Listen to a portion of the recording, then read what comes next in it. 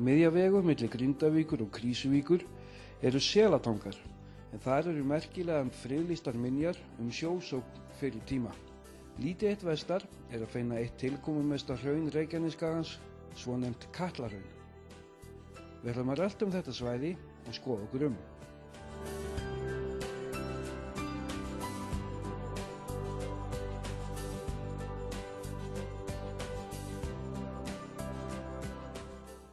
Það bil 11 km austur af Grindavík er skilti sem vísar okkur á afleggjarann að Selatöngum. Þetta er stuttur vegur sem liggur að bílastæði. Þaðan hefjum við gönguferðina sem er létt í þetta skiptið, enda upplagt að gefa sig góðan tíma til að skoða það sem hér er að sjá. Við bílastæðið er upplýsingaskilti sem ágætt er að byrja á að skoða, en það sýnir hvernig húsakynni vermanna litu út hér á Selatöngum fyrir 130 árum.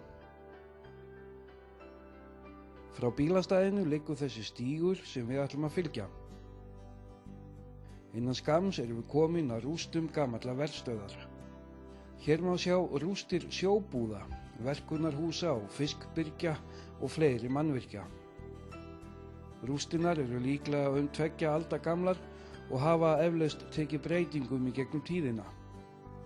Síðast var hér haft í veri árið 1884, en staðurinn var í nokkur ár eftir það nýttur til selveiða. Krýsuvíkurbændur gerðu út frá Selatöngum, auk þess sem menn frá öllum landshornum lágu þar í veri.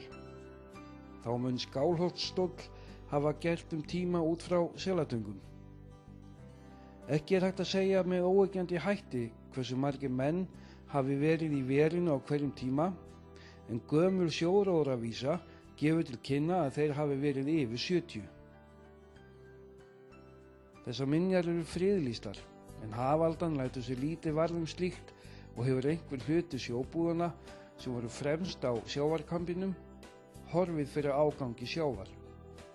Sæbari grjót og rekaviður langt upp á landi ber þess vitni að hér gengur oft mikið á í stórbrimi.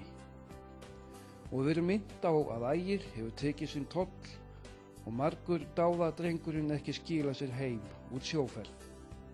Talsvert er þó eftir af minjónum og hefur Ómar Smári Ármannsson gert áhugaverðan uppdrátt af svæðinu. Hann er að finna í þessu fróðlega hveri sem hægt er að kaupa til dæmis á upplýsingamiðstofunum í Grindavík og Reykjanesbæ. Þetta hver hefur að geyma ítarlegan fróðleik þennan forvitnilega stað, sem er eitt svo merkilegast á landinu hvað varðar sögulega minjar sjósókn fyrri alda.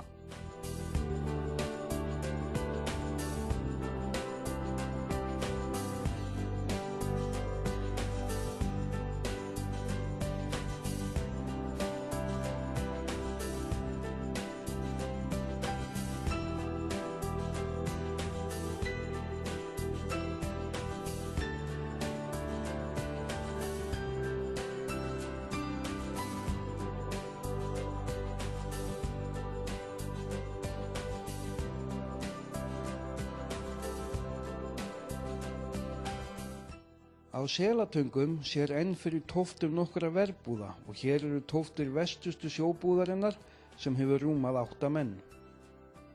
Við enda hennar er lítið hýsi sem hefur verið eldhús.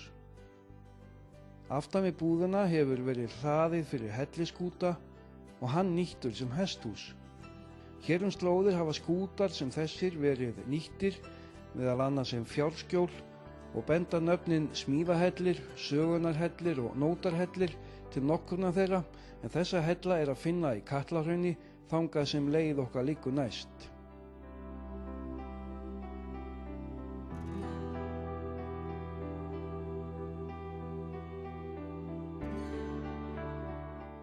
Sagan segir að hér hafi draugur að nafni Tangatómas gengið ljósum logum.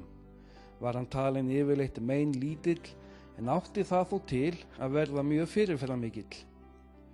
Sagt er að hann sé enn á sveimi og hefur hann átt til að bregða fæti fyrir þá sem leið hafa átt Selatanga. Það fekk sá þetta talar að reyna á eigin skinni.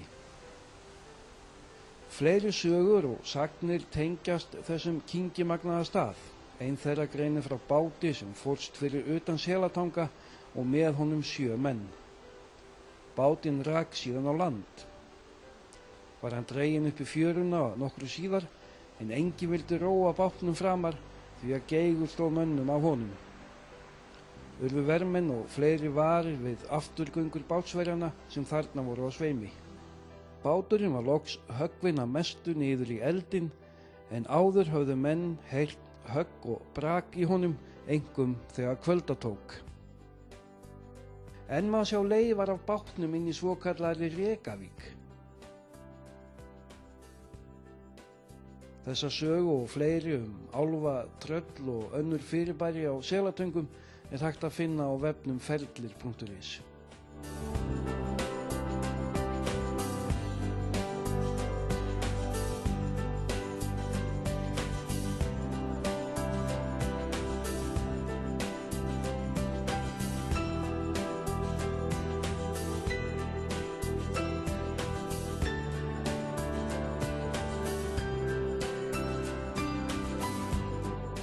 Eftir að við höfum skoðað minjarnar hér höldum við í vesturátt meðfram ströndinni og tökum stefnuna á Katlahraun, þar sem við ætlum að skoða eina áhugaverðustu hraunmyndun Reykjanesskagans.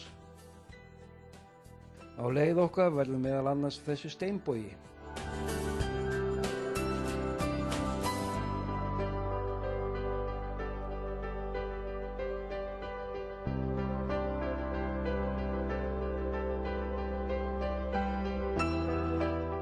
Við komum að fornum sjávarkambi og höldum meðfram honum eins við finnum hentuga leið upp á brúnina. Þar göngum við áfram í vesturátt, uns við okkur blasir þetta ævintýralega landslag.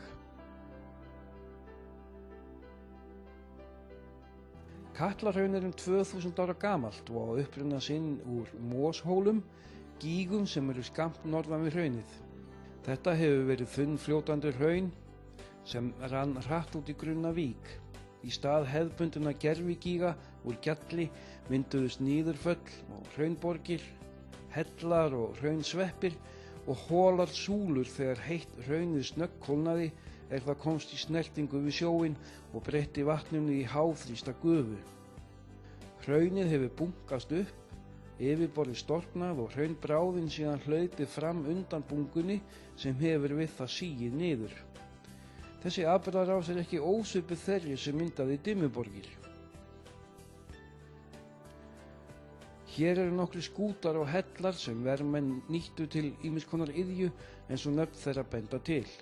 Hér er til dæmis að finna smíðahellir og sögunarhellir og mölunarkór sem einnig var nefndur skessuhellir, eftir skessu einni sem hér átti heimkynni samkvæmt gamalli þjóðsögu. Sagt er að skessan hafi enn viðdvöl í helli sínum í Katlinum. Þegar veður eru góð og lyngt á töngunum og vel er hlustað má heyra hana raula við barn sem hún fæddi við skessustein skammt frá opinu.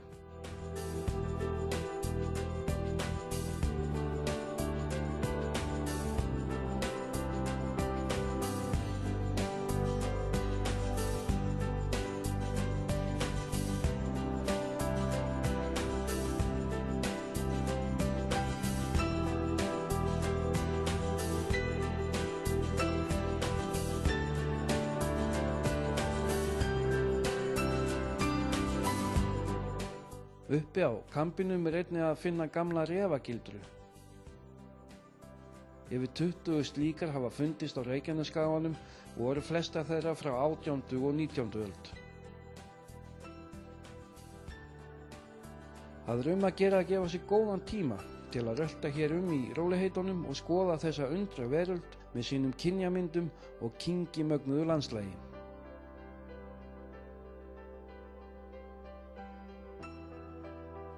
Hér er einstök náttúra og forvitnileg saga sem gera Selatanga og Katlahraun óneitanlega að einum áhugaverðasta áfangastað Reykjanesskagans.